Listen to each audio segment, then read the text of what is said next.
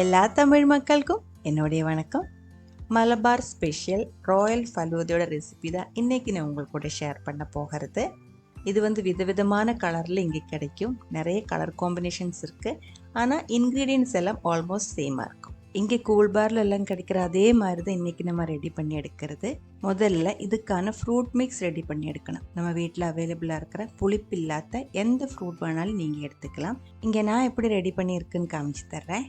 அதுக்காக ஒரு பவுலில் அரை கப் அளவுக்கு மாம்பழம், நல்ல இனிப்பாக இருக்கிற மாம்பழம், சின்ன பீஸாக ஸ்கொயர் பீஸாக கட் பண்ணியிருக்கு. சின்ன சைஸ் பழம், எந்த பழம் வேணாலும் நீங்கள் எடுத்துக்கலாம். அதுவும் அரை கப் அளவுக்கு இருக்குது. 2 டேபிள் ஸ்பூன் அளவுக்கு மாதுளம், திராட்சை, ஒரு 4-5 திராட்சை போதும். இதெல்லாம் கலர்ஃபுல்லுக்காக தான். பச்சை கலராக இருக்கிற கிரேப்ஸ், அது பெருசாக இருக்கிறதுனால நான் சின்ன பீஸாக கட் பண்ணி சேர்த்துருக்கேன். கூடவே பைனாப்பிள் எடுக்கும்போது புளிப்பாக இருந்தால் நீங்கள் எடுக்காதீங்க. புளிப்பு இல்லாத இனிப்பாக இருக்கிற பைனாப்பிள் ரொம்ப சின்ன பீஸாக கட் பண்ணி சேர்த்துக்கோங்க. நல்லா பழுத்த பப்பாளி அரை கப் அளவுக்கு கட் பண்ணி எடுத்துருக்கு. கூடவே ஆப்பிள், ஒரு மீடியம் சைஸ் ஆப்பிள் ஃபுல்லாக கட் பண்ணி எடுத்துருக்கு. 2 டேபிள் ஸ்பூன் அளவுக்கு சர்க்கரை நான் இதில் ஆட் பண்ணியிருக்கு. நீங்கள் தேன் வேணாலும் ஊற்றி மிக்ஸ் பண்ணி எடுத்துக்கலாம். எல்லாமே சேர்த்து ஒரு நல்லா மிக்ஸ் பண்ணிக்கோங்க. இந்த ஃப்ரூட்டே வேணுன்ட்டு இல்லை, அவைலபிளாக இருக்கிற எந்த ஃப்ரூட் வேணாலும் நீங்கள் எடுத்துக்கலாம். அதே மாதிரி இந்த குவான்டிட்டி 4 கிளாஸ் ஃபலூதா ரெடி பண்ணுறதுக்காக தான் நான் எடுத்திருக்கேன். நல்லா மிக்ஸ் பண்ணதுக்கப்புறம் ஃப்ரிட்ஜில் வச்சுக்கோங்க.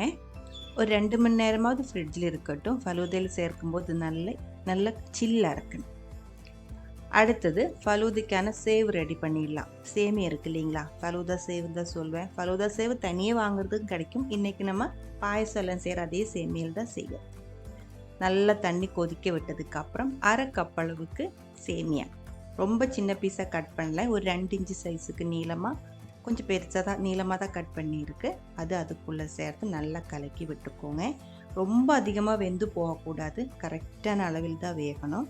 பாருங்கள், சேமியா வேக வைக்கிற தண்ணியில் ஒரு 1/4 டீஸ்பூன் அளவுக்கு உப்பு கூடி சேர்த்து வேக வச்சிருச்சுன்னா சேமியாக்கு இன்னும் டேஸ்ட்டாக இருக்கும்.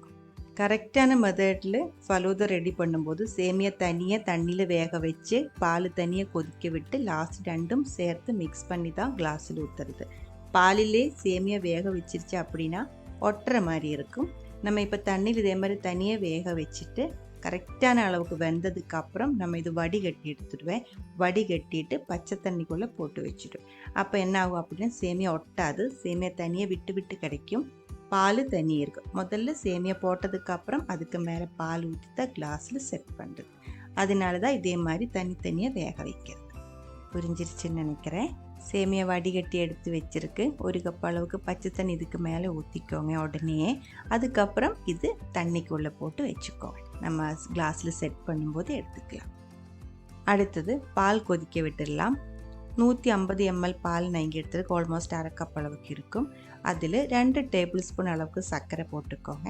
அதுக்கப்புறம் நல்லா கொதிக்க விட்டுடலாம்.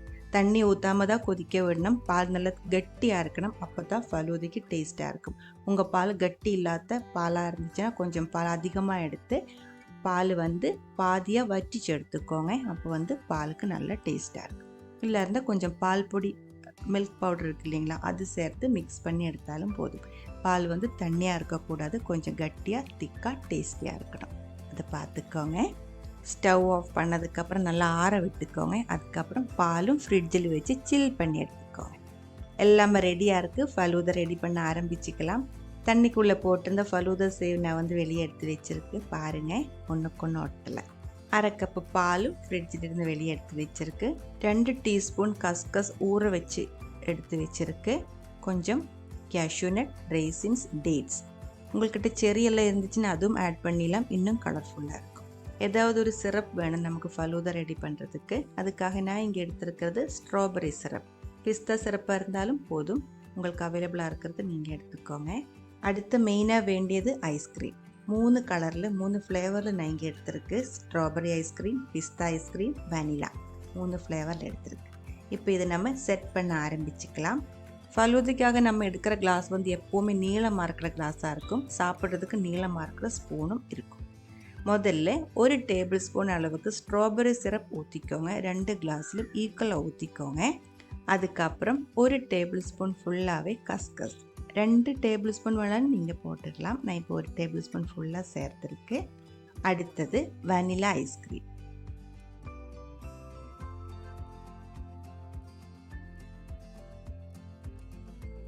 அடுத்தது நம்ம எடுத்து வச்சுருந்த dry fruits, dry nuts, cashew nut, raisins, dates, இது 3 தான் நான் இப்போ சேர்க்கிறது. கூடவே 1 டீஸ்பூன் அளவுக்கு மாதுளம், அதுவும் கூடி நான் அதுக்கு மேலே ஆட் பண்ணியிருக்கேன். இன்னும் கொஞ்சம் கலர்ஃபுல்லாக தோணுறதுக்காக தான் இந்த மாதிரி செட் பண்ணியிருக்கு. உங்களுக்கு இந்த மாதிரியே வேணுன்ட்டு இல்லை, எப்படி வேணாலும் செட் பண்ணிடலாம்.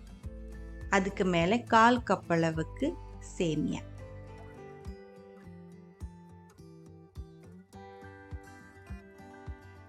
ரெண்டு கிளாஸ்லையும் ஈக்குவலாக போட்டதுக்கப்புறம் நம்ம கொதிக்க விட்டு ஆற விட்டு ஃப்ரிட்ஜில் வச்சு நல்லா சில் பண்ணி எடுத்த பால். ரொம்ப மேலே வரைக்கும் ஊற்றக்கூடாது. அந்த சேமியாய்க்கு கரெக்டாக லெவலுக்கு கொஞ்சம் கீழே நிற்கிற அளவுக்கு ஊற்றிக்கோங்க. இதுக்கு மேலே நம்ம ஆட் பண்ணுறது மிக்சட் ஃப்ரூட்ஸ். ஃப்ரிட்ஜில் வச்சு சில் பண்ணி எடுத்த மிக்சட் ஃப்ரூட்ஸ் தான். ரொம்ப பால் அதிகமாகிடுச்சுன்னு நம்ம இந்த மாதிரி ஃப்ரூட்ஸ் வைக்கும்போது எல்லாம் பாலுக்குள்ளே அமுங்கி போயிடும். அதனால தான் பால் சேமியாய்க்கு கொஞ்சம் கீழே வரைக்கும் ஊற்றிக்கோ அப்படின்னு சொன்னேன். மேலே நமக்கு ஐஸ்கிரீம் வைக்க வேண்டியது இருக்குது. அந்த கேப்பை விட்டுட்டு ஃப்ரூட்ஸ் ஃபில் பண்ணிக்கோங்க. இப்போ அந்த ஃப்ரூட்ஸுக்கு சுற்றி சிரப் ஊற்றி இருக்குது, ஸ்ட்ராபெரி சிரப். இப்படி ஊற்றும்போது அந்த சிரப் அந்த ஃப்ரூட்ஸ் வழி இறங்கி சேமியா வழி கீழே பால் கலரும்போது நல்ல ஒரு டிசைனாக இருக்கும், பார்க்குறதுக்கும் அழகாக இருக்கும். அதனால தான் சிரப் மேலே ஊற்றியிருக்கு. அதுக்கப்புறம் ஐஸ்கிரீம் சின்ன ஸ்கூப்பாக இருக்குது நான் எடுத்துருக்கிறது. அதனால 3 ஸ்கூப் ஐஸ்கிரீம் நம்ம இப்போ வச்சுக்கலாம். 2 பிஸ்தா ஸ்கூப் வச்சுருக்கு, 1 1 ஸ்கூப் ஸ்ட்ராபெரி ஐஸ்கிரீமும் வச்சுருக்கு. நம்ம இது எப்படி ஃபில் பண்ணாலும் டேஸ்டியாக இருக்கும். நீங்கள் இது கிளாஸு ஃபில் பண்ணி வரும்போது அந்த கலர் காம்பினேஷன்ஸ் பார்த்துட்டு அதுக்கு தகுந்த மாதிரி மேலே மேலே அரேஞ்ச் பண்ணிக்கோங்க. அப்போ தான் பார்க்குறதுக்கு அழகாக இருக்கும். சில டிஷ்ஷெல்லாம் பார்க்குறதுக்கு ரொம்ப அழகாக இருக்கும், ஆனால் சாப்பிட்றதுக்கு டேஸ்ட் இருக்காது. ஆனால் ஃபலூதா அப்படி கிடையாது. எந்த அளவுக்கு பார்க்குறதுக்கு ரொம்ப அழகாக இருக்கீங்களோ அதே அளவுக்கு இல்லை அதுக்கு கொஞ்சம் மேலே டேஸ்டியுமாக இருக்கும் சாப்பிட்றதுக்கு. ஐஸ்கிரீமுக்கு மேலே கொஞ்சம் கேஷ்யூ நட்டு, raisinsம் ஆட் பண்ணியிருக்கு. மேலே செரியும் வச்சுருக்கு. இதுக்கு மேலே உங்களுக்கு வேணால் கொஞ்சம் கஸ்கஸ் சேர்த்துடலாம்.